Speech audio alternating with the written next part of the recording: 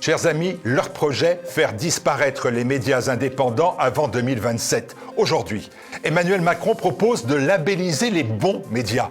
Et derrière ce mot se cache un plan scandaleux. Décider de ce qui est fiable et de ce qui ne l'est pas. Créer une censure globale.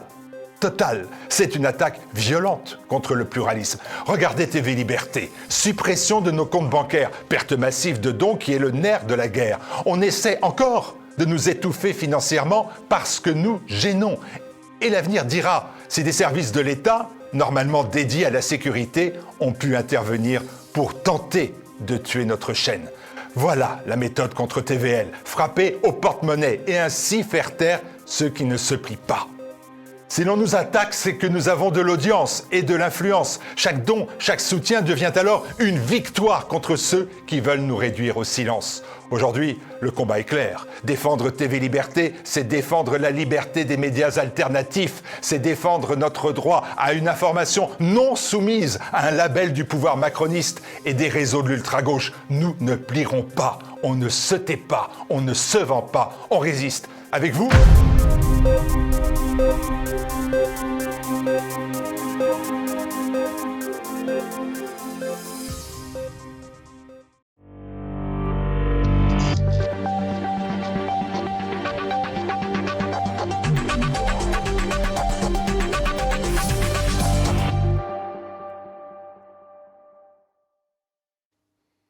Bonjour à tous, je suis ravie de vous retrouver pour ce nouveau numéro du Samedi Politique. Cette semaine au programme, un vaste programme, la guerre en Ukraine d'abord.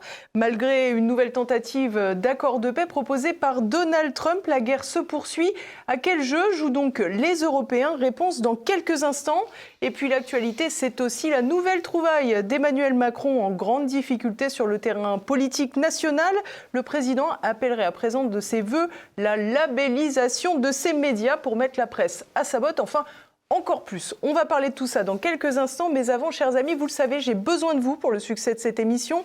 On va en parler tout à l'heure, à plus forte raison que les plateformes en ce moment ne nous font pas de cadeaux. Alors pensez dès maintenant à cliquer sur le pouce en l'air pour améliorer le référencement. Pensez bien sûr à m'écrire dans les commentaires. Vous savez que je vous réponds chaque semaine. Et puis évidemment, relayez cette vidéo au maximum. À tout de suite.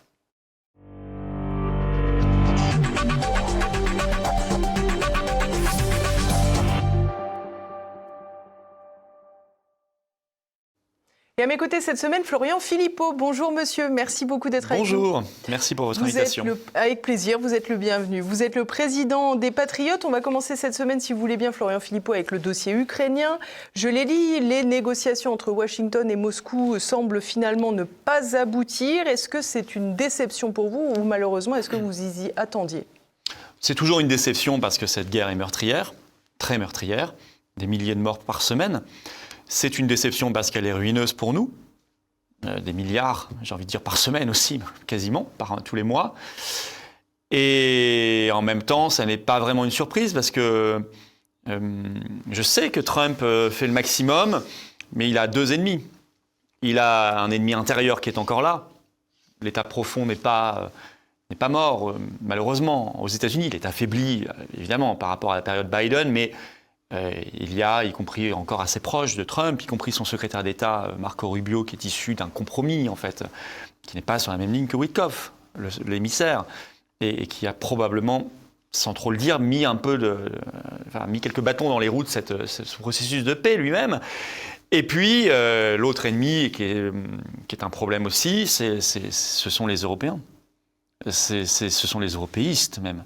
C'est Macron, c'est von der Leyen, c'est le chancelier allemand Merz. Ce sont tous ces gens-là dont on a vu que dès l'annonce d'une possible paix, ils ont paru plus tendus que jamais. Les mines sont devenues blêmes, alors qu'on aurait pu espérer quand même un peu de joie. Et puis, on a vu des propos agressifs quand Macron a reçu récemment à l'Élysée pour la 10e fois, je crois, et la 2e fois en 2 semaines, Zelensky. On a vu un Macron sortir de là, en conférence de presse, et tenir des propos très agressifs à l'encontre de la Russie, ce qui est évidemment incompatible avec un processus de paix en cours. Sauf quand on cherche justement à saboter la paix. Alors, les Européens, et les médias ont relayé cette parole d'ailleurs, considèrent que le plan que Trump a proposé pour faire la paix en Ukraine était un plan dicté par Vladimir Poutine. En d'autres termes, que le plan était beaucoup trop favorable à Vladimir Poutine. Qu'est-ce que vous en pensez, vous ? D'abord, c'est faux. D'abord, si vous le regardez, alors il faut écouter des gens qui s'y connaissent. Je conseille Caroline Galacteros. Elle était à votre place la semaine dernière. Ah ben voilà, elle est excellente. Elle a sa chaîne Paix et Guerre sur YouTube. Et puis, elle est parfois dans les médias quand elle peut être invitée. Elle a détaillé les 28 points et démontré en quoi certains points étaient problématiques, très problématiques pour la Russie, notamment les questions territoriales, qui n'étaient pas du tout celles des revendications totales de la Russie. Sur d'autres points, l'utilisation des avoirs gelés qui bénéficieront en fait à l'économie américaine, ce qui est à mon avis pas tout à fait le plan à la base de la Banque centrale russe, qui possède 90% de ses avoirs. Bon, il y a d'autres points qui sont problématiques. Et évidemment, après, ça penche. La version d'origine, qui n'existe plus, mais la version d'origine penchait plutôt côté russe. Ben oui, parce que sur le terrain, il y a aussi le principe de réalité. Sur le terrain, c'est la Russie qui gagne. Donc évidemment, quand vous cherchez à faire une paix, ben vous regardez les deux parties, vous parlez à tout le monde, sinon ça ne fonctionne pas, et vous êtes obligé de tenir compte de la réalité. La réalité, c'est que ce n'est pas l'armée ukrainienne, malgré tout le renfort de l'OTAN, de l'UE, qui gagne, c'est l'armée russe. Et notamment en novembre, elle n'a jamais autant avancé, les statistiques sont sorties, qu'au mois de novembre. Donc en fait, il y a même une accélération de la victoire russe qui était, si on avait bien réfléchi au sujet, qui était inéluctable de toute façon. Donc c'était faux. C'est un argument. Vous savez, dès que la paix est sortie, sont sortis des enregistrements dans Bloomberg contre Steve Witkoff, l'émissaire de Trump pour la paix, pour essayer de le discréditer, pour le faire passer pour un agent russe. De toute façon, dès que vous cherchez la paix, vous êtes un agent russe. Voilà. Je suis un agent russe, je pense que TV Liberté est une chaîne russe, Caroline Galacteros qu'on citait est une agent russe, Henri Guénaud est un agent russe. Ça, c'est pas commun, ça. Non, mais j'ai vu cette semaine... Luc Ferry est devenu un agent russe, nous sommes tous des agents russes, et Steve Witkoff est lui-même un agent russe. Voilà. Donc ils ont tout fait. Ils ont tout fait. Alors Trump a tenu bon, il ne l'a pas du tout mis de côté, au contraire. Il l'a envoyé à Moscou. Mais la réalité, c'est qu'il faut bien comprendre que depuis le départ, et ça n'a pas changé, notre analyse était donc la bonne, Macron ne veut pas de cette paix parce qu'il a besoin de gouverner par la peur, et qu'on a la peur quand on a une perspective de guerre, et que c'est un idéologue qui veut transférer la défense nationale à l'échelon européen. Et pour les mêmes raisons, l'Union européenne a besoin, dans une vision très orwellienne, d'un ennemi permanent qui s'appellera la Russie, pour avoir son armée. C'est tellement vrai que l'Union européenne sabote la paix que c'est pile maintenant qu'Ursula von der Leyen, aidée de Merz, aidée de Macron, a relancé l'histoire du dégel des avoirs russes. En faisant pression sur ce pauvre Premier ministre belge, Bart de Wever, qui d'ailleurs... ce vendredi, a reçu au dîner la visite du chancelier Merz et d'Ursula von der Leyen, encadrée par 2 Allemands, pour lui mettre la pression. Je ne veux pas faire de pont à un Godwin, mais sans proportion, évidemment, sans comparer. Mais enfin, ça m'a fait un peu penser au 14 mars 1939, quand ce pauvre Usha a reçu, le président tchèque a reçu la visite d'un certain chancelier, petit chancelier allemand, pour lui mettre la pression, et qui signait la capitulation de ce qui restait de Tchécoslovaquie, plus grand-chose, puisque la Slovaquie avait proclamé son indépendance, et puis le lendemain, les troupes allemandes entraient dans Prague. Voilà. Alors, cette comparaison n'est pas raison, mais puisque nos ennemis font en permanence des points Godwin, je m'en permets un. Je m'en permets un, parce que là, il est encadré d'Allemands, il explique que c'est une folie, que c'est illégal au regard du droit international de dégeler les avoirs russes. Mais ces 2 Allemands, von der Leyen et Merz, lui mettent une pression de dingue, en sachant que si on dégèle les avoirs russes, on commet un acte illégal, qu'aucun autre pays ne fait. Il y a aussi des avoirs russes en Suisse, il y en a au Japon, il y en a aux États-Unis. Ils ont tous dit, nous, on ne fera pas ça, parce qu'on respecte le droit international. C'est très dangereux, parce qu'ensuite, plus personne n'investira chez nous. Il y aura des rétorsions russes sur nos propres avoirs là-bas. Et en plus, alors ça, à mon avis, ça plaît aux Allemands, cerise sur le gâteau, la société Euroclear, basée à Bruxelles, qui gère ces avoirs, c'est une société française. Les 2 premiers actionnaires sont français, dont la Caisse des dépôts et consignations, qui en possède 13 ou 14%, qui est le bras armé de l'État français. Donc normalement, Macron devrait défendre la paix et les intérêts français là-dedans. Ben, il fait le contraire. Voilà. Donc, j'espère que le Premier ministre belge tient bon. En tous les cas, on a là la démonstration chimiquement pure que l'Union européenne ne cherche pas la paix et cherche à envenimer la situation. On pourrait se dire aussi, je vais faire l'avocat du diable aussi, parce que c'est aussi mon rôle, on pourrait se dire tout simplement que l'Union européenne est arrivée avec son contre-plan, j'allais dire, après la publication de celui de Donald Trump, tout simplement parce que l'Union européenne espère peser dans la balance diplomatique, tout simplement parce qu'elle est proche de l'Ukraine, que l'Ukraine est entre la Russie et l'Union européenne et l'Europe, et qu'il serait temps que l'Europe pèse à nouveau diplomatiquement. D'abord, il y a peser pour quoi faire ? C'est-à-dire pour défendre une position qui est une position perdante, y compris pour nos propres intérêts. C'est pas comme ça qu'on peut peser. C'est le camp du bien, monsieur. C'est le camp du bien, voilà, au nom de la morale, d'une morale, mais qui correspond aux intérêts d'une petite clique, en fait, de néoconservateurs, de gens très idéologisés, et j'ajouterais probablement, pour beaucoup d'entre eux, très corrompus. Car dans cette affaire, bien sûr, il y a les arguments idéologiques. Je les ai rappelés, créer une armée européenne, tout ça, ce ne sont pas des fantasmes, ils le disent eux-mêmes. Vous avez hier une tribune de l'ancien ministre des Affaires étrangères lituanien, qui l'était jusqu'en 2024, qui vient de dire l'Union européenne, par elle-même, doit se doter de l'arme nucléaire, comme entité par elle-même. Et cette arme nucléaire devra être pilotée depuis Berlin. Donc, je veux dire, tout ça est avoué, le plan, il est là.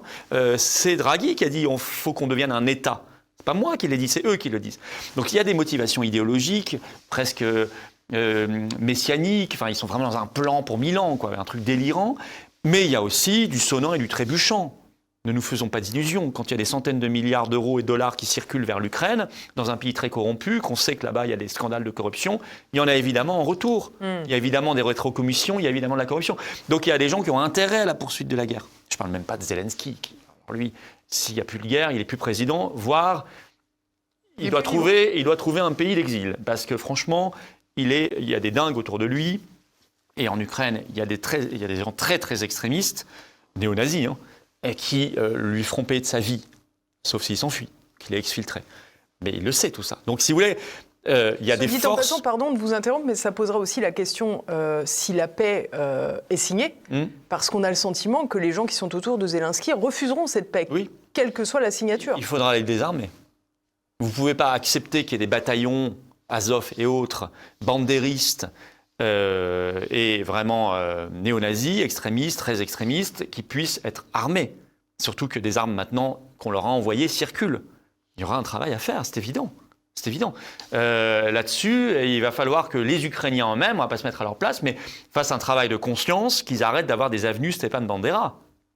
C'est-à-dire, on peut reprocher tout ce qu'on veut à la France, mais la France a fait ce travail. Oh, il y a encore des avenues Lénine. Oui, c'est vrai. Il y a encore des avenues Lénine. Mais Lénine n'est pas français, quoi. Mais sur notre propre histoire, on a quand même... là, on l'a fait et refait le travail. On est même à genoux et on ne cesse de le faire, d'ailleurs. Et c'est la seule chose qu'on apprend d'ailleurs aux enfants aujourd'hui en France sur l'histoire de France, c'est-à-dire la collaboration, colonisation, esclavage, alors que la France est bien au-delà de tout cela et bien mieux que tout cela. Mais bon, ça c'est un autre sujet. Donc l'Ukraine, il y aura un travail. Mais je reviens à la question diplomatique. D'abord, l'Europe ne peut pas avoir de diplomatie, ça ne veut rien dire. Nous n'avons pas les mêmes intérêts que les Polonais. On a pourtant une représentante, une chef de la diplomatie européenne, Kaja Kallas. Ah oui, la Kallas, la Kallas qui chante la guerre. Kaja Kallas, qui est l'ancienne Premier ministre d'Estonie, qui est complètement hystérique. Mais c'est l'histoire des pays baltes. Que les pays baltes aient une relation compliquée à la Russie, je veux bien le comprendre. Bon, mais qui s'en débrouillent. Mais ce n'est pas l'histoire de la France. Ce ne sont pas nos intérêts énergétiques, industriels, agricoles, diplomatiques, sécuritaires, culturels. Nous avons tant à faire avec la Russie. Et avec ce monde qui s'ouvre à travers la Russie, ce monde des BRICS. Évidemment, surtout un pays comme la France qui a un outre-mer, qui a un espace maritime, qui a des frontières physiques, maritimes, terrestres, avec tout ce monde des BRICS. Donc pour nous, c'est fou. C'est probablement la France, c'est probablement le pays le plus pénalisé par cette politique. Et celui qui aurait le plus à gagner à un changement total de politique. Et donc, si vous voulez, il ne faut pas que l'Europe cherche à avoir une diplomatie, elle ne peut pas en avoir. C'est un agrégat de pays qui ont des intérêts divergents. Donc on doit supprimer tout cela. Vous savez que nous, on est pour le Frexit, la sortie de la France de l'Union européenne, parce que la France doit avoir sa défense, son armée et sa diplomatie. Ça va ensemble tout ça, et son industrie de défense. Ça va ensemble. Et sa diplomatie l'amènera à avoir une position beaucoup plus équilibrée, intelligente et fructueuse par rapport à la Russie. Voilà. Alors vous disiez justement, on a beaucoup à faire avec la Russie. Pour le moment, on a le sentiment qu'à part une relation de menace, il n'y a pas grand-chose. Je vous propose tout de suite d'écouter Vladimir Poutine. Justement, il est revenu sur ces questions.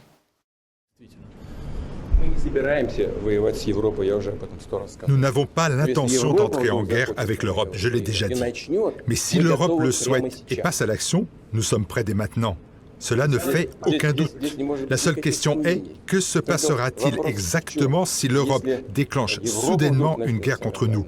Je pense que tout sera rapidement terminé. Ce n'est pas l'Ukraine. Avec l'Ukraine, nous agissons de manière chirurgicale, avec prudence et précision.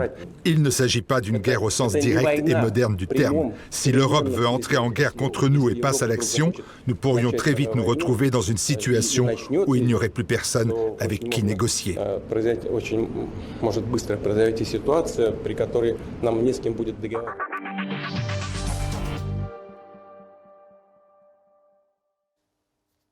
Alors j'ai jugé utile de voir cette séquence entière parce qu'on a évidemment beaucoup vu dans les médias français et européens, j'imagine, que Vladimir Poutine avait déclaré qu'il était prêt à faire la guerre à l'Europe. On a vu que c'était un petit peu plus nuancé que ça quand c'était dans sa bouche. Mais c'est même pas du tout ça, en fait. Alors, j'ai vu un article des Échos, Poutine menace l'Europe et ils mettent la fin de la phrase entre guillemets. Là, bon, ils sont labellisés, eux, direct, on en reparlera. Là, ils ont le label Macron, Nutri Macron, score A. Vous voyez c'est incroyable de voir cette manipulation, mais c'est bien que les gens le voient. En fait, Poutine a dit exactement en miroir ce que nous, on dit tout le temps. Nous, on n'arrête pas de dire, si la Russie veut nous attaquer, on sera prêt, on doit être prêt, on doit avoir la force d'âme, nos enfants doivent mourir, on répliquera, c'est ce qu'on dit. Il a dit la même chose. Il a dit, je vais le redire pour la 100e fois, parce qu'il a dit ça.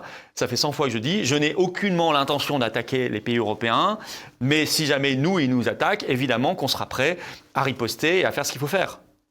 Et voilà, donc en fait, il dit en miroir exactement ce qu'on dit aussi. Mais nous, on présente ça systématiquement comme une menace russe. Poutine vient de nous menacer. Non, en fait, pas du tout. Mais voilà, bon, ça fait partie de la propagande classique et qui est maintenant relayée, qui est hystérisante, qui vise à créer un niveau de haine extraordinaire dans la population française et dans toutes les populations en fait, des pays européens contre la Russie. C'est totalement irresponsable, c'est totalement malhonnête, c'est totalement fou. Mais ça témoigne qu'il y a un agenda de guerre qui s'accroche à plein d'autres événements, le retour du service militaire volontaire. Vous voyez, en fait, le budget de la défense qui doit normalement augmenter, pour l'instant il n'augmente pas, je ne sais pas où est l'argent, mais moi tout ça, c'est même triste parce que ça pourrit des choses et des débats qui sont intéressants. Moi, vous m'auriez interrogé il y a 5 ans ou 10 ans sur le service militaire, je vous aurais dit oui, je suis plutôt favorable au rétablissement d'un service militaire. On peut le moderniser, il n'est pas obligé de faire 10 mois comme avant, mais je trouvais qu'il manquait quelque chose depuis la suspension du service militaire. Parce que je veux rétablir ce lien armée-nation, parce que je pense que c'est bien, le lever les couleurs, le service de la France. Bon. Le problème, c'est qu'aujourd'hui, tout est pourri.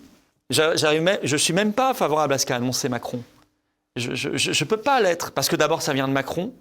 Je sais qu'il y a du vice, il y a de la manipulation, il y a un truc qui ne va pas. Et ensuite, parce que je sais que ce n'est pas pour le service de la France. C'est pour... Mandon l'a dit, le chef d'état-major des armées l'a dit. Accepter la perte de vos enfants, mais pas pour la France. Pour aller crever dans le Donbass pour l'Ukraine. L'Ukraine, non. Puis c'est même pas l'Ukraine en plus. C'est même pas le peuple ukrainien. D'abord non, premièrement, même pas le peuple ukrainien. Ça serait pas suffisant. Mais c'est même pas ça, c'est encore pire. C'est l'OTAN, c'est tous ces oligarques derrière, eurocrates, c'est de la corruption, c'est une idéologie, c'est une fuite en avant, c'est von der Leyen, c'est Macron. Donc non. Voilà. Et renom. Et renom. Quant au budget de l'armée, il faut l'augmenter. Mais c'est très peu fait en réalité, il n'y a quasiment rien. Tout le monde dit on ne sait pas où est l'argent, il n'y a pas de commande. C'est fou alors que l'Allemagne est en train de réarmer. Il y a une commande de Rafale maintenant. Mais pas pour nous, c'est ça? Oui. Oui, mais c'est la belle affaire. On commande pour les autres, oui. Mais la question, c'est qu'il faut commander parce qu'on a une très belle industrie de défense, parce qu'on a une armée qui a été mise à l'os par des gens irresponsables depuis les années 90. Mais il faut le faire pour la sécurité de la France. Il faut le faire pour notre industrie de défense française qui crée de l'emploi et de la technologie en France. C'est pas ce qui est fait aujourd'hui. Au pire, même pire que ça, on est en train de... Même l'industrie de défense, on est en train de l'européaniser. Alors justement, parlons de l'industrie, mais pas seulement de l'industrie de défense, de toute l'industrie. Ursula von der Leyen s'est félicitée cette semaine d'une nouveauté. C'est désormais acquis, il y a un accord pour en finir concrètement et sûrement avec les importations de gaz russe en Europe en 2027. On l'écoute tout de suite. Aujourd'hui est en effet un jour historique pour notre Union. Hier soir, nous sommes parvenus à un accord provisoire sur la proposition de la Commission visant à supprimer progressivement les combustibles fossiles russes. Nous tournons la page et nous la tournons pour de bon. C'est l'aube d'une nouvelle ère, celle de l'indépendance énergétique totale de l'Europe vis-à-vis de la Russie.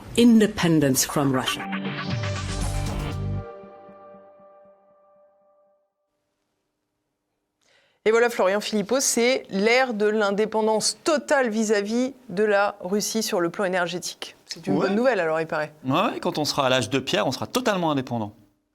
Pas besoin de gaz quand vous êtes à l'âge de pierre. Si on a des silex, ça suffira. On sera dans nos cavernes. Non, mais s'il n'y a plus rien, s'il n'y a plus d'industrie, faisons mourir ce qui est resté, le peu qui est resté. Voilà, c'est son but. Voilà, on va aller chercher du gaz, 4 fois plus cher. Gaz de schiste américain, très bien, superbe. La même, elle va vous faire un discours juste après sur l'écologie, hein. Sans voir le problème, enfin, en faisant mine de ne pas voir le problème. Voilà, donc, vous voyez, une raison majeure d'une coopération nécessaire avec la Russie, c'est l'énergie. Bien sûr. C'est la première même des raisons, probablement. La première motivation, ce serait de rétablir ce lien avec un pays continent qui a des ressources énergétiques formidable, et ce lien, il nous permet d'avoir une économie plus florissante grâce à une énergie bon marché. Et c'était le principe de Nord Stream. C'est pour ça d'ailleurs qu'ils l'ont saboté très vite. Voilà. Donc voilà. Ça c'est l'Union européenne. Donc par idéologie, on détruit notre économie, notre industrie, nos emplois, notre pays. Voilà. Et on nous fait revenir littéralement à l'âge de pierre. Chaque année, vous avez les ministres en France qui se réjouissent de la baisse des émissions de CO2 en France. Évidemment, si on désindustrialise la France, il va y avoir de moins en moins d'émissions de CO2. Mais je ne suis pas certain que ce soit une bonne nouvelle pour le pays. Mais est-ce que ce n'est pas un peu de la communication tout ça ? Parce qu'en réalité, depuis les trains de sanctions, on doit être à 20 trains de sanctions maintenant contre la Russie. À chaque fois, on en finit avec l'importation de gaz, l'importation de pétrole, l'importation de tout ça.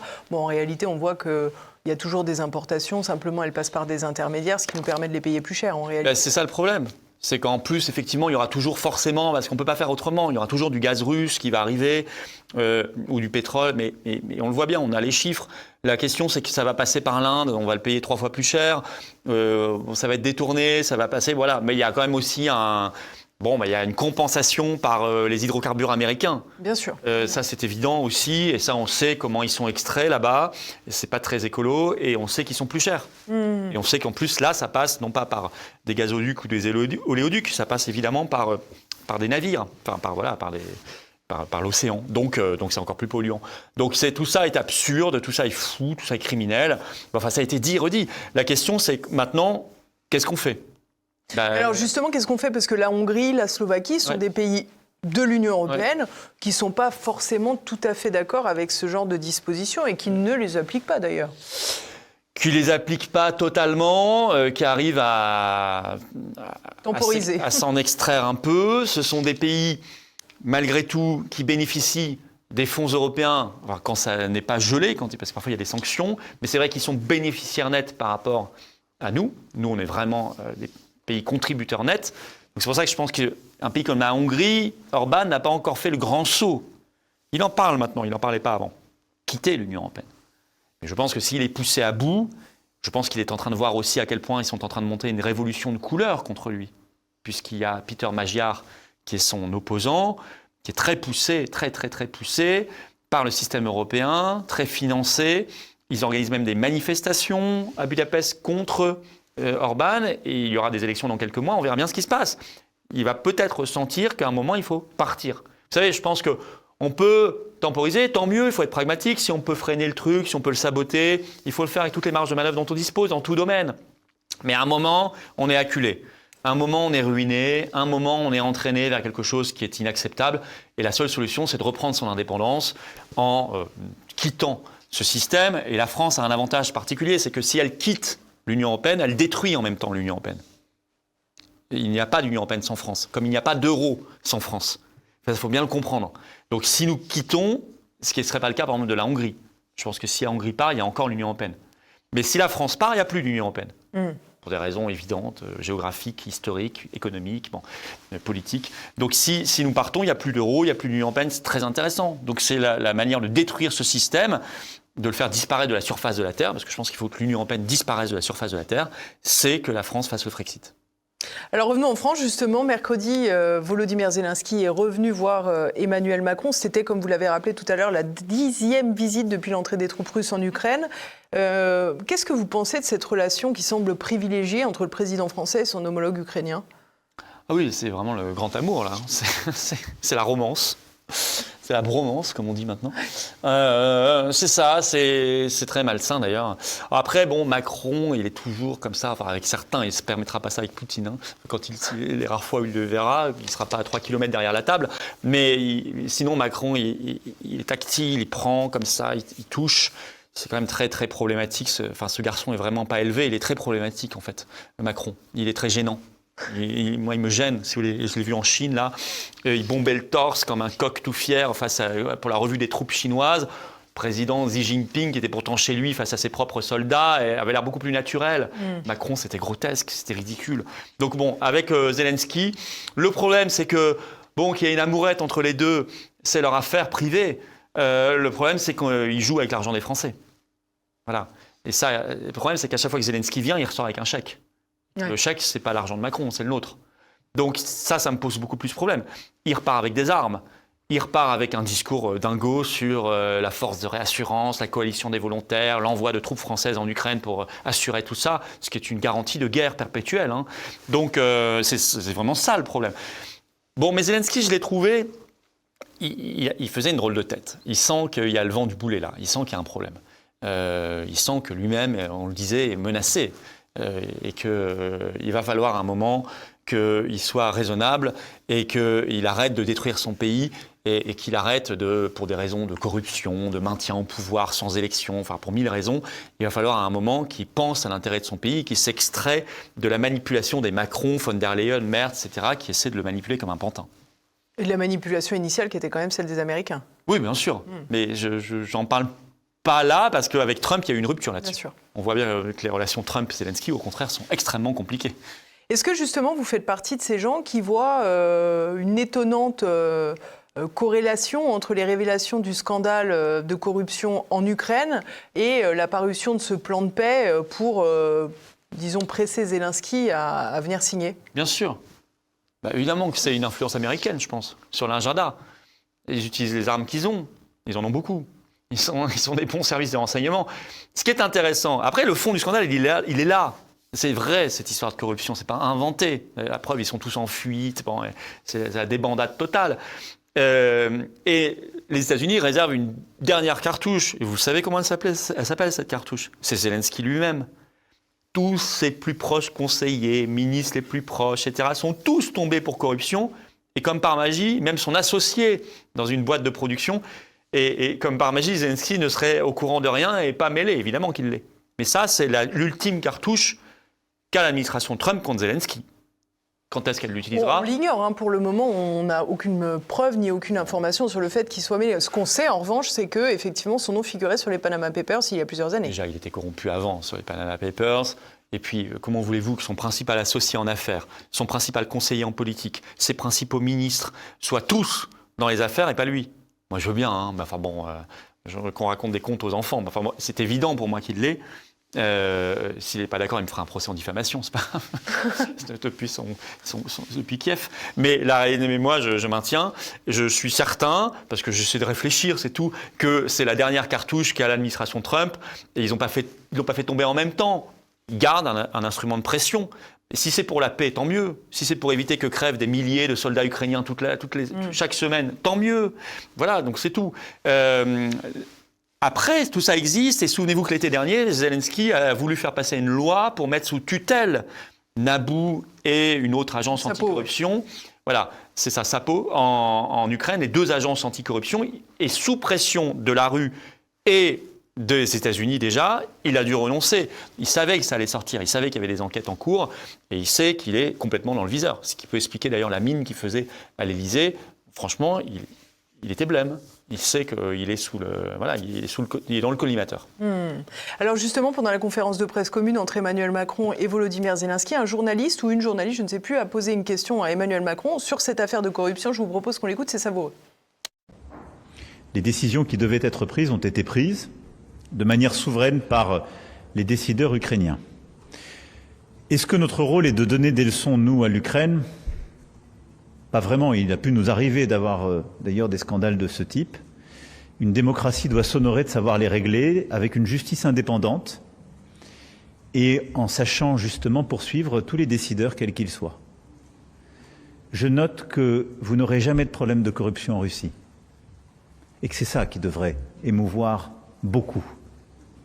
Parce qu'il n'y a pas d'entité indépendante qui gère ces sujets-là. Et donc, comme on donne de l'argent, comme on soutient un effort de guerre, il est normal qu'on soit exigeant, qu'on regarde cela. Donc des comptes sont rendus. Mais je constate qu'en tout cas, la lutte contre la corruption fonctionne, puisqu'il y a des décisions qui sont ouvertes et des décisions aussi politiques qui sont prises. Mais n'oubliez jamais, quand on parle dans le débat français, que ce qui est inquiétant, c'est que vous n'avez jamais ce type de décision prise du côté russe. Parce que la vraie dictature est là.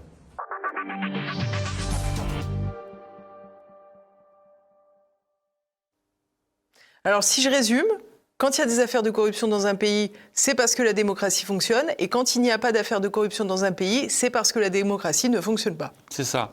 C'est quand même un moment de lucidité de la part d'Emmanuel Macron qu'il faut noter. Quand il dit « nous n'avons pas de leçons à donner en matière de lutte contre la corruption », jusque-là, tout allait bien. Jusque-là, je pense qu'il est lucide sur lui-même et sur ce qu'incarne son régime. Donc ça, c'est déjà pas mal. Après, la suite est quand même cocasse. On peut comparer à la Russie, évidemment qu'il y a de la corruption en Russie. Je pense même qu'il y en a pas mal. Mais il y en a aussi pas mal chez nous. Après, ce qu'il dit est factuellement faux. Il y a des gens régulièrement qui tombent, il faut juste se documenter sur l'actualité russe, qui tombent pour corruption en Russie. Il y a des enquêtes, il y a des arrestations, il y a des autorités qui enquêtent là-dessus. La seule différence, c'est qu'on ne donne pas des milliards d'euros à la Russie. On ne livre pas des armes à la Russie. Voilà, donc évidemment que c'est bien plus problématique pour l'Ukraine parce que c'est notre argent. Et qu'on peut supposer des rétrocommissions vers tout ce qui donne de l'argent et tout ce qui en profite, toutes les boîtes, parce qu'il y a des contrats aussi derrière tout ça, toutes les boîtes qui profitent de ces contrats, etc. Vous savez, l'OTAN aussi, même en ce moment, on n'en parle pas beaucoup, mais il y a un énorme scandale de corruption au sein de l'OTAN actuellement, notamment sur les agences d'approvisionnement en munitions. Il y a des gens qui ont démissionné, on n'en parle pas, mais tout ça, c'est le même monde. L'Union européenne, en ce moment, il y a des gros scandales de corruption dans leurs services diplomatiques, Collège d'Europe, la Starac des commissaires européens, tout ce qui forme les eurocrates, ça s'appelle le Collège d'Europe à Bruges. La rectrice vient de démissionner, corruption, arrestation, garde à vue. C'est la précédente chef de la diplomatie et qui s'appelait Federica Mogherini. Exactement, et c'était la Kaja Kallas de l'époque. Et puis, mais c'était déjà sous le règne de von der Leyen. Absolument. Voilà. Et puis, vous avez vu, le parquet européen vient de dire on a trouvé 41 milliards d'euros de fraude. 51, pardon. Encore plus que ce que je pensais, d'euros de fraude, beaucoup plus que ce qu'on pensait sur les fonds européens, etc. Donc, en réalité, voilà, enquêtons sur l'argent qui sort des poches des Français. On n'envoie pas de subventions à la Russie. On n'envoie pas des chèques à la Russie. Voilà. Par contre, on envoie des chèques à l'Ukraine. Et on envoie des chèques à Bruxelles. Donc, on enquête. Et on doit savoir la vérité là-dessus. Donc, cette relativisation qu'essaie de faire Macron est scandaleuse. Ça vous a surpris, cette affaire de détournement et de fraude, justement, découverte par le Parlement, par le parquet européen parce que 51 milliards, là, c'est énorme. C'est-à-dire que l'affaire en Ukraine, là, c'est quelques centaines de millions d'euros, c'est pas rien. Mais ça semble dérisoire par rapport à ce qu'ils ont découvert à Bruxelles. Bien sûr. C'est systémique. Non, je ne suis pas du tout surpris. C'est totalement systémique. L'Union européenne est de manière systémique corrompue et corruptrice. C'est, je dirais même, l'institution la plus corrompue du monde. Pour une raison simple. Elle a énormément de pouvoir. La corruption va là où il y a du pouvoir. Sinon, ça n'a pas d'intérêt. Elle a énormément de pouvoir. Elle brasse énormément d'argent, et de plus en plus, puisque ses budgets augmentent. Bon.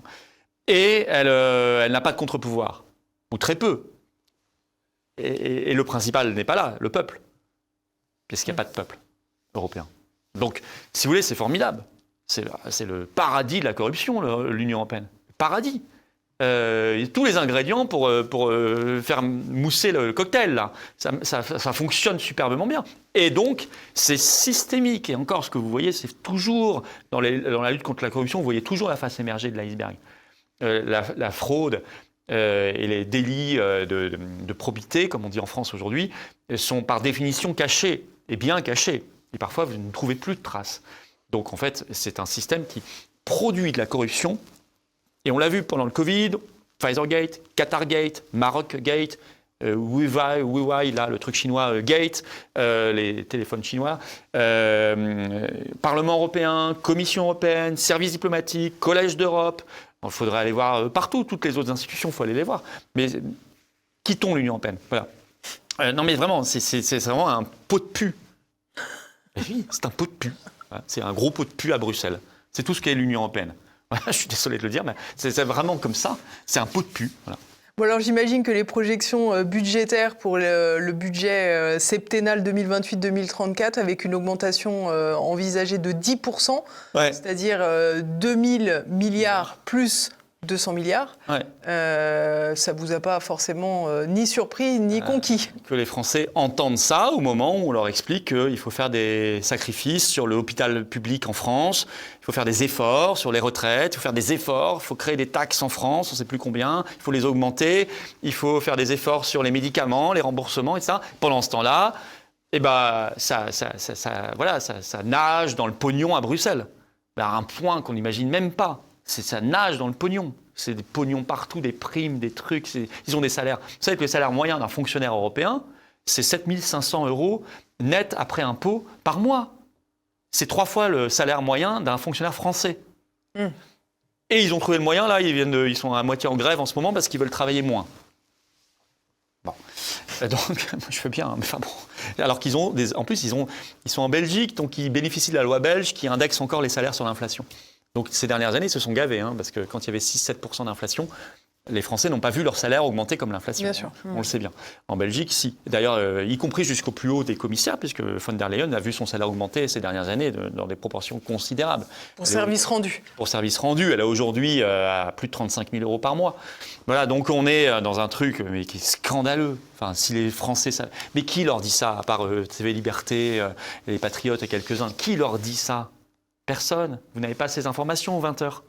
Et les Français, on leur dit, il faut faire des économies sur la Sécu, on a 3 milliards là, il faut payer des taxes sur vos assurances vie, sur votre livret A, on va chercher les petits trucs comme ça, les petits bouts de chandelle, il faut plus vous rembourser vos médicaments, vous avez un cancer, on va regarder quand même si c'est nécessaire, votre taxi pour ambulance pour aller faire vos soins, vos chimios, vous pouvez pas monter à 3 en même temps parce que ça nous coûte plus cher. Mais c'est ça, on en est là, parce que sinon ça va nous coûter plus cher le trajet, on paiera 45 € au lieu de 75.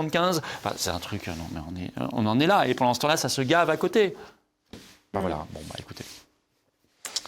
Tout ça parle de soi. Il faut juste avoir des yeux, des neurones et des oreilles. C'est tout. Et on en a tous. Retour en France, Florian Philippot, avec Emmanuel Macron cette semaine. On a vu une levée de bouclier sur ce que l'on appelle désormais la labellisation des médias. Ouais. Alors c'est amusant parce que l'Élysée a évidemment démenti cette intention présidentielle. Ouais. Pour autant, fin octobre, Emmanuel Macron avait donné une espèce de conférence sur, je cite, l'intégrité de l'information. Ouais. On l'avait d'ailleurs relevé à l'époque sur TVL et je vous propose de revoir un extrait.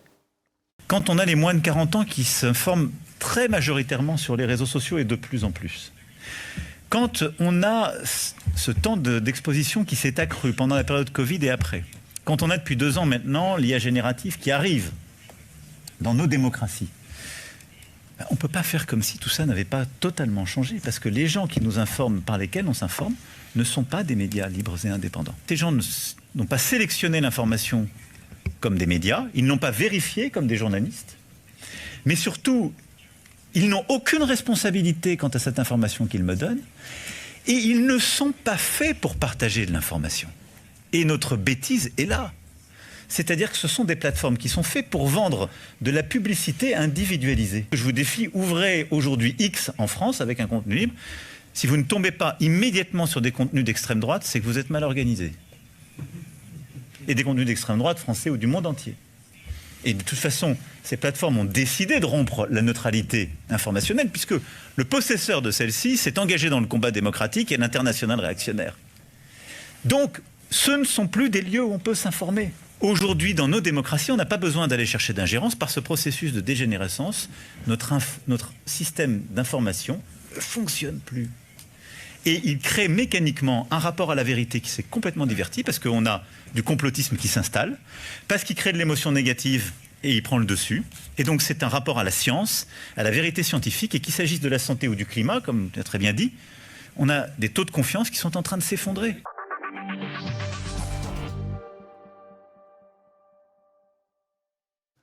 Quel talent quand même. Tout est délirant dans ce qu'il raconte. Avec cet air en plus pénétré de lui-même, là, content de ce qu'il dit. D'abord, alors, il y a de la pub sur les réseaux sociaux, etc. Déjà, je trouve qu'il y en a moins qu'à la télé. TV Liberté, il n'y a pas de pub. Voilà, par exemple. Et est-ce que c'est pas un ancien PDG de TF1 qui disait « Moi, je suis là pour vendre du temps de cerveau disponible aux marques ». Encore, TF1, c'est privé.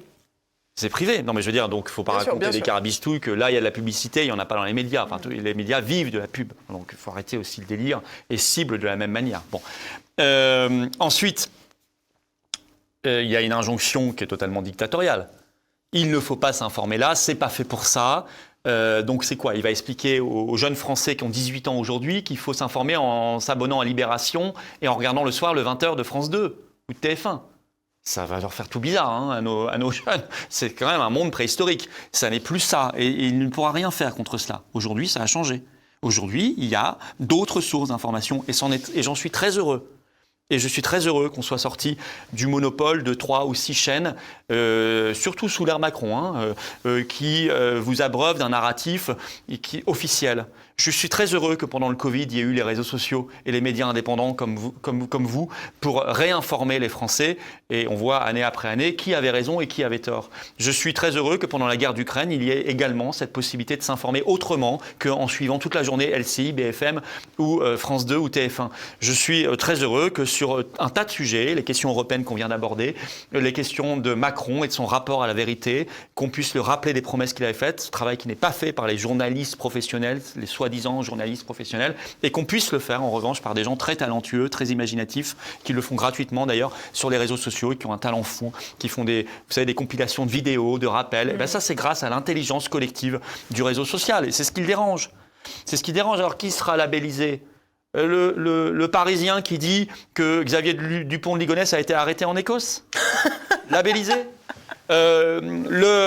L'Élysée qui raconte que la baffe de Brigitte en sortant de l'avion à Hanoï est une IA russe, labellisée. Tentative, au début ils ont essayé d'expliquer que c'était ça. Ensuite ils se sont rendus compte que c'était filmé par toutes les agences de presse, donc c'était plus compliqué. Ils ont dû avouer. Mais au début c'était ça, labellisé. Et c'est Pfizer qui vous raconte, et tous les médias qui reprennent, que le vaccin est efficace à 95%, labellisé. C'est ça la labellisation. Macron qui vous promet ses grands dieux que jamais il n'y aura d'obligation vaccinale en France, c'est labellisé ça. Voilà, c'est ça le problème. Donc on sort, et c'est un problème pour lui, du narratif qu'il contrôle à peu près, parce qu'il y a toujours d'heureuses exceptions, y compris dans les médias. Vous avez parfois de la vérité qui sort, ils ne peuvent pas tout contrôler. Mais il y en a quand même beaucoup plus de la vérité sur les réseaux sociaux. Alors qu'il y a aussi des choses sur les réseaux sociaux nulles, mauvaises, problématiques, bien sûr, évidemment. Mais il y a aussi le meilleur. Et il y a aussi le rétablissement, pour le coup, très démocratique, car c'est chacun qui contribue. Comme le colibri. Beaucoup aiment cette image et je pense qu'elle est juste. Chacun apporte et contribue à une intelligence collective. Et les médias indépendants vous font des interviews et des débats qui vont beaucoup plus au fond des choses que tout ce que vous pouvez trouver comme émission politique aujourd'hui à la télévision, toutes chaînes confondues. Ça, je peux moi en témoigner. Il n'y a nulle part aujourd'hui à la télévision l'équivalent en termes d'intelligence du débat, de profondeur d'analyse de ce que vous trouvez sur TVL ou quelques autres médias indépendants. Ici, il y a des interviews travaillées, il y a des sujets de fond, il y a et des débats aussi. Et ça, vous ne l'avez plus à la télévision. Vous ne l'avez plus. C'est le problème aussi du temps de cerveau disponible, peut-être. Voilà, c'est ça, exactement. C'est l'abrutissement généralisé, véhiculé par quelques grands médias de masse. Eh bien, Macron témoigne là de son peu de respect pour la démocratie, évidemment, mais ça on le savait, pour le pluralisme, et il montre un visage que nous connaissons, c'est un visage totalitaire. Car ce qu'il vise, évidemment, c'est la fermeture des réseaux sociaux. ou d'en faire des espaces tellement censurés qui n'auront plus aucun intérêt. Et il a pour cela le national, mais il a surtout l'échelon européen. Et il l'utilise beaucoup, et il trouve des alliés pour cela, car il y a cette problématique dans d'autres pays. Et ça donne le règlement européen DSA, qui est la matrice aujourd'hui de la censure. Je regrette encore une fois qu'aucun eurodéputé français n'ait voté contre cette cochonnerie au Parlement européen. Il y a tout dans le règlement européen DSA. Il y a même l'existence obligatoire de l'ARCOM qu'il faudrait supprimer. Les pays qui n'avaient pas d'ARCOM ont dû en créer, les pays membres de l'Union européenne, à cause du règlement européen DSA qui, en son article 22, demande à chaque État membre de créer une autorité nationale de régulation des médias et des réseaux sociaux et autorités qui doivent nommer des signaleurs de confiance. En France, on en a nommé 10. C'est Aurore Berger qui l'a fait. Mais c'est écrit dans le règlement européen, article 22. Et en France, on a nommé SOS Racisme, le CRIF, la LICRA, le planning familial, on les connaît, voilà, on n'est pas surpris. Et ce sont des gens qui ont des privilèges d'intervention sur les réseaux sociaux pour vous censurer. Voilà. Et tout ça, c'est la matrice, c'est le règlement DSA. Il y a même un rapport l'été dernier, du Congrès américain contre ce règlement en expliquant que c'est une législation incompatible avec une démocratie. Alors justement, à ce sujet-là, parce qu'on explique que finalement, aujourd'hui, la liberté de la presse se trouve plutôt sur les médias numériques et sur les plateformes numériques. Pour autant, aujourd'hui, il faut le nuancer parce qu'on assiste à de plus en plus d'algorithmes qui fonctionnent de façon étonnante. Et on a vu récemment, lors de commissions d'enquête parlementaires, lors d'interventions de patrons d'antennes nationales, comme le patron de la branche France de YouTube, de Twitter, etc., avouer tout à fait honnêtement devant les décideurs publics qu'effectivement, il y avait une forme de censure insidieuse, ce qu'on appelle en anglais le shadow banning, et dont TV Liberté fait les frais assez régulièrement, pour ne pas dire tout le temps, et particulièrement depuis quelques mois, parce que quand on constate évidemment qu'une chaîne a 1 million d'abonnés et que parfois ces vidéos peinent à dépasser quelques dizaines de milliers de vues, on peut s'étonner de cette première chose. Et puis évidemment, vous le savez, Florian Philippot, puisque vous faites aussi beaucoup de vidéos sur YouTube, il y a toutes les statistiques qui indiquent le taux de clics par rapport aux impressions, etc., qui indiquent vraisemblablement qu'il y a des interventions qui ne sont pas uniquement liées à l'appétence du public, quoi. Oui. De toute façon, on le sait, puisqu'il y a eu aux États-Unis, quand Trump est arrivé, il y a eu des commissions d'enquête. Et donc, on a tout le travail qui a été fait, les auditions, et ils ont avoué aux États-Unis. Ils ont arrêté aux États-Unis, parce qu'il y a l'administration Trump. En France, on a cette fameuse audition de la responsable de X-France, une responsable, qui parle de déamplification de ce qu'elle appelle le contenu gris. Ni autorisé, mais ni illégal, qui est juste problématique, dit-elle. Nous sommes les problématiques. Et sous couvert d'un texte qui s'appelle le freedom of speech, évidemment, la liberté d'expression. Le problème, ça revient à ce que je disais tout à l'heure, c'est au DSA. Je pense qu'il y a, par rapport à la période Covid, on a vu sur certains réseaux, YouTube, moi je le constate, X depuis Musk, il y a plus de liberté d'expression. On peut dire plus de choses, objectivement. Dans le sens où on n'est plus censuré, la vidéo n'est pas supprimée. Moi, je ne pouvais même pas le prononcer sur ma chaîne. On peut dire vaccin, vous voyez, vous verrez, on ne sera pas censuré. J'espère pour vous. Non. Pour vous surtout. C'est vrai. Mais, non, je vous assure, je le dis sur ma chaîne régulièrement pour le savoir. Alors que pendant le Covid, on disait la piqûre là, bon, on essayait de trouver des paraphrases. La question, c'est que ça a augmenté. Sur X, c'est évident aussi.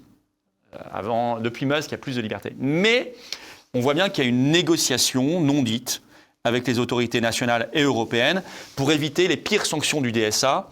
C'est que malgré tout, cette législation est là et ils n'ont pas envie non plus de se prendre des centaines de millions de dollars d'amende, voire le bannissement, parce que le DSA prévoit aussi le bannissement dans toute l'Union européenne.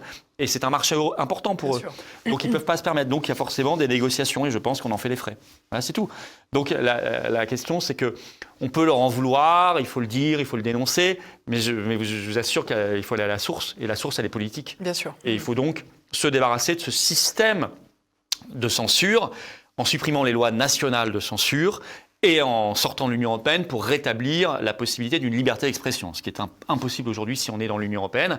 Voilà, donc c'est vraiment ça. Et puis réaccoutumer les gens qui parfois ont été accoutumés à prendre de mauvaises habitudes, de délation, de s'accoutumer soi-même à la censure ou à l'autocensure. Il faut réhabituer les Français à la liberté d'expression. C'est très important. Il faut accepter d'entendre des propos qui vous choquent et qui vous dérangent. Et il faut le mettre en œuvre. Il ne faut pas défendre la liberté d'expression simplement quand c'est les vôtres, Bien sûr. ou les gens proches de vous qui sont attaqués. Ça, je le dis à tous les camps confondus. Bien sûr. C'est souvent un réflexe qu'on a. On est choqué parce que le petit camarade qu'on aime bien et qu'on lit est censuré. On a raison de l'être, il faut le défendre. Il faut aussi être choqué quand son pire adversaire l'est. Évidemment. Et ça, c'est un réflexe plus difficile, mais il faut l'avoir. Alors, parmi les arguments qui justifieraient, selon le pouvoir, la censure, c'est bien sûr la question des ingérences russes et des ingérences étrangères plus largement. Mais c'est vrai qu'en ce moment, c'est plutôt la mode des ingérences russes. Peut-être un petit point sur ce que vous avez relayé très récemment au sujet d'influenceurs qui, eux, n'étaient pas sous la coupe russe, mais qui étaient plutôt sous la coupe des autorités françaises, en fait. Oui, ça, c'est une enquête très importante qui est sortie dans l'Express, qui a donné des noms d'ailleurs. On peut saluer d'ailleurs, parce que c'est suffisamment rare pour... Je ne sais pas s'ils se rendent compte de ce qu'ils ont fait, mais en tout cas, ils ont donné des noms. Ils nous apprennent qu'il y a une cellule au ministère des Affaires étrangères et au ministère des Armées. Au ministère des Affaires étrangères, elle est pilotée par la conseillère en communication stratégique de Jean-Noël Barrot, qui s'appelle Marie-Doa Besancenot. Je crois que ça n'a rien à voir avec Olivier, mais ça a beaucoup à voir avec son père, de fait, Bertrand Besancenot, qui est un diplomate, ambassadeur, qui a eu beaucoup de postes, conseiller diplomatique depuis 2017, Macron, et qui a nommé d'ailleurs, c'est écrit sur Wikipédia, donc on ne trahit aucun secret de famille, qui a nommé sa fille ainsi en hommage au Qatar. Ok. Donc Marie-Doa pilote depuis avril 2025, elle a ce poste. Alors juste avant, elle était secrétaire générale adjointe de l'OTAN. Ah. Intéressant à savoir. Et maintenant, elle est conseillère de Jean-Noël Barrot, qui lui-même est aussi un fils d'eux, car c'est la grande mode, un fils de Jacques Barrot, ministre. Ils sont tous fils d'eux. Et Young Leader, évidemment. Raphaël Glucksmann, il y a beaucoup de fils d'eux. C'est le retour du népotisme. Mais bon, elle est un ancien régime, mais dans l'ancien régime, au moins, les grandes dynasties étaient plutôt élevées. Il y avait beaucoup de problèmes, mais étaient plutôt élevées dans l'amour de la France. Là, on est élevé dans, généralement, l'amour de l'OTAN, ou l'amour de l'UE, ce qui n'est pas tout à fait la France. C'est même souvent l'inverse. Donc, c'est un problème. En tous les cas, Marie-Noël, je la fusionne avec Jean-Noël. Marie-Doa a contacté des influenceurs, dont alors un qui s'appelle le Zelenskiste, bon c'est signé, hein. Moi c'est marqué dessus. C'est l'Express qui révèle, un certain Louis Duclos. Il se trouve que je l'ai subi, je porte plainte contre lui, qui m'a traité d'agent russe, payé par Poutine, etc., qu'il fallait m'enfermer. Bon, c'est très bien, hein, on va attaquer Poutine, mais en France, on va demander l'enfermement des chefs de partis d'opposition. Tout va bien. En tout cas, mettre sous enquête, etc., pour une éventuelle arrestation. Enfin, tout ça, ce sont des gens qui sont partis ailleurs. Ils manient la nuance en plus. Ah oui, ils sont partis complètement ailleurs. D'ailleurs, ils ne s'attaquent pas qu'à moi, mais moi, j'ai été ciblé. Mais je ne savais pas encore à l'époque, et donc je compte beaucoup sur cette plainte pour tirer le fil, que c'est Maître Guillon qui s'en charge, je le remercie. Je ne savais pas qu'à l'époque, il y avait Marie-Doa derrière.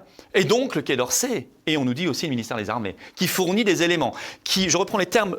Vraiment, hein, je cite l'Express, qui fournit des éléments, qui est contente de cette collaboration avec ces gens et en expliquant que l'État a besoin de relais. Donc c'est signé. Alors on nous dit qu'ils ne sont pas payés. Oui, ils ne sont peut-être pas payés directement. J'aimerais vérifier moi-même. Premièrement, je ne me contente pas d'une. Mais premièrement, d'accord. Mais deuxièmement, de toute façon, vous avez plein de manières de gratifier indirectement des gens.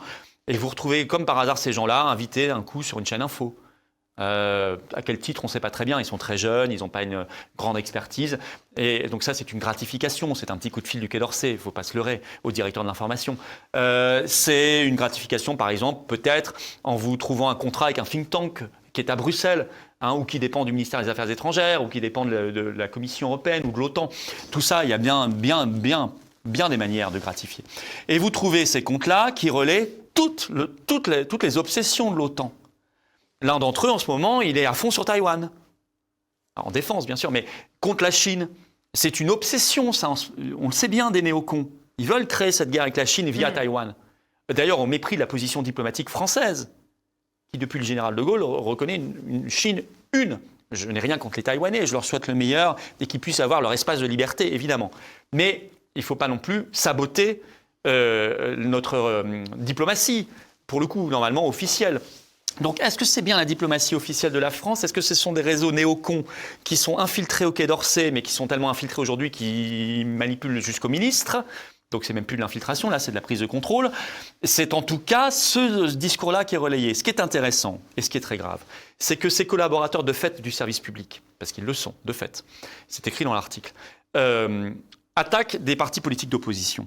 Parfois même, j'ai vu, ils attaquent des députés, des parlementaires. C'est illégal. Car s'ils utilisent les moyens de l'État pour attaquer des partis politiques d'opposition, il y a un problème pour le financement des partis et de la vie politique française qui est très réglementée en France. C'est encore plus grave et encore plus illégal quand on est en période électorale. Si vous attaquez alors que vous êtes en période électorale candidat, alors c'est un détournement de fonds publics de l'État utilisé à des fins électorales contre un adversaire politique. Si moi je fais ça, le parti... je ne sais pas ce qui lui arrive, on est peut-être dissous, et moi je vais en tôle. Alors, ou au moins je suis inéligible et j'ai une grosse amende et j'ai peut-être de la prison. C'est la loi.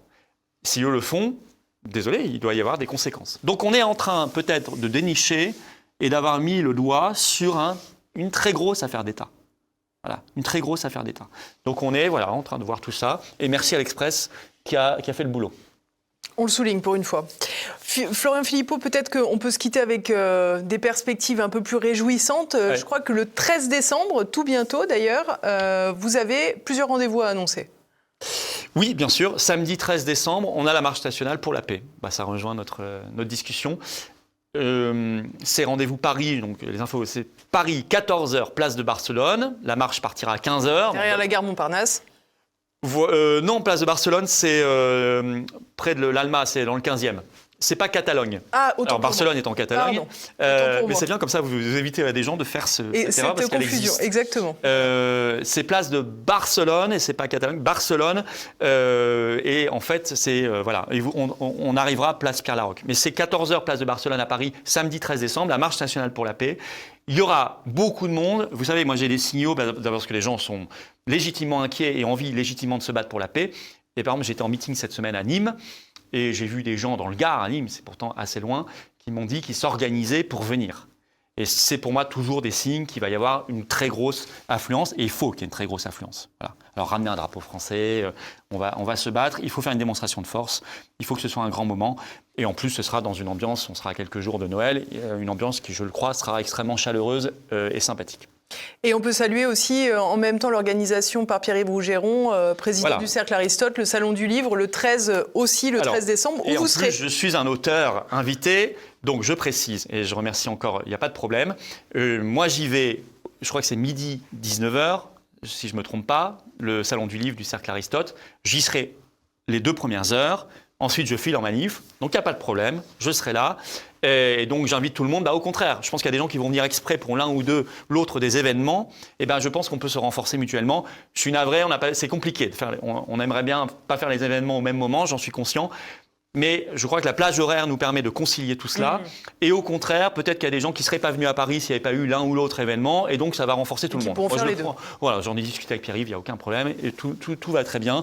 Donc, moi, j'y serai. Venez au Salon du Livre du Cercle Aristote. Et ensuite, je serai à la manif. Voilà. Parfait. Vous avez rempli l'agenda du 13 décembre, en tous les cas. C'est une grosse journée, le 13 décembre. Ouais. Grosse journée. Merci beaucoup Florian Philippot, merci à tous de nous avoir suivis. J'espère que cette émission vous a plu, que vous l'avez d'ores et déjà relayée auprès de vos proches. N'oubliez pas le petit pouce en l'air pour contrecarrer tout ce qui nous arrive en ce moment. Et puis bien sûr, rendez-vous dans les commentaires pour vos suggestions et vos questions. À bientôt.